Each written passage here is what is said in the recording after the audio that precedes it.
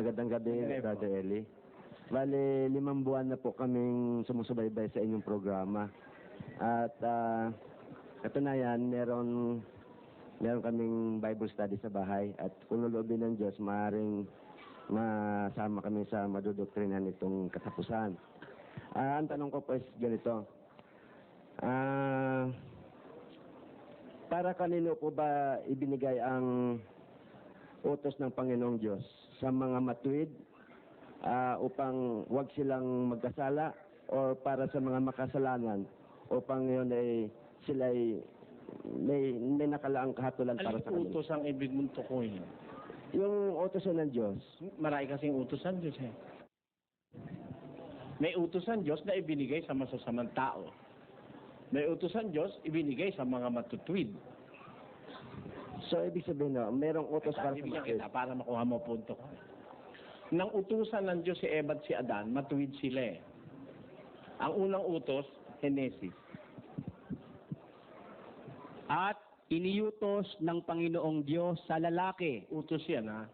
na sinabi, sa lahat ng punong kahoy sa halamanan ay makakakain ka na may kalayaan. Pati pagkain, inuutos ng Diyos eh. Meron mga tao, pagka sa pagkain, ayaw na nila ng utos. Kahit ano gusto nila lamunin, nilalamon nila. Huwag tayong susunod sa ganon.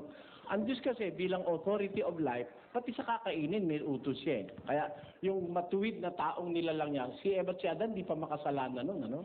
Bago na lang sila, matuwid sila nung 7:29 na Ecclesiastes. Narito, ito lamang ang aking nasumpungan, na ginawang matuwid ng Diyos ang tao, ngunit nagsihanap sila ng maraming katha. Nung gawin ng Diyos ang tao, matuwid eh. Kaya matuwid ito, utos ito sa matuwid. Sa lahat ng punong kahoy sa halamanan, makakakain kayong may kalayaan. Utos yun sa matuwid. Meron pa isang utos, pangalawa. Tatapwat sa kahoy ng pagkakilala ng mabuti at masama ay huwag kang kakain. Bakit? Sapagkat sa araw na ikaw ay kumain niyaon, ay walang pagsalang mamamatay ka. Yun ang pangalawang utos. Kapatid, pinapatunayan ko lang sa iyo kapatid, may utos ang Diyos para sa matuwid. Pero may utos para masama. Unang Timoteo 1:9.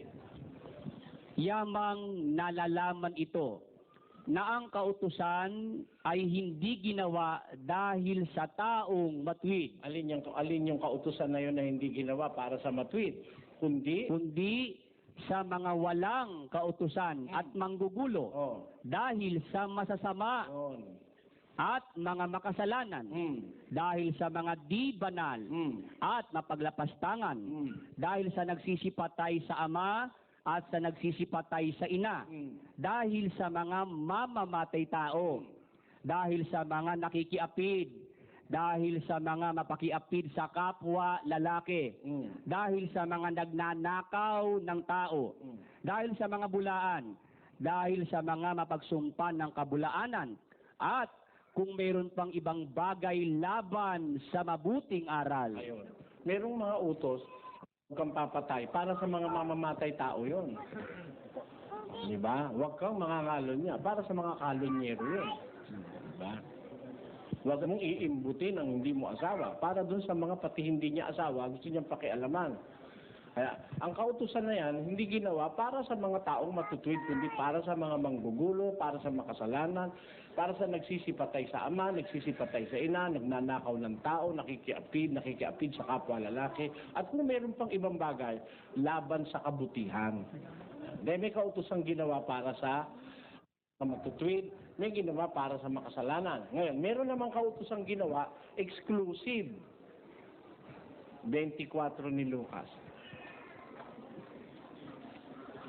At sinabi niya sa kanila, ito ang aking mga salitang sinabi ko sa inyo nang ako'y sumasa inyo pa, na kinakailangang matupad ang lahat ng mga bagay na nangasusulat tungkol sa akin. Saan? Sa kautusan ni Moises at sa mga propeta at sa mga awit. Sabi ni Jesus, kailangan matupad lahat yung mga nasusulat tungkol sa akin. Meron namang kautusan para lang kay Kristo.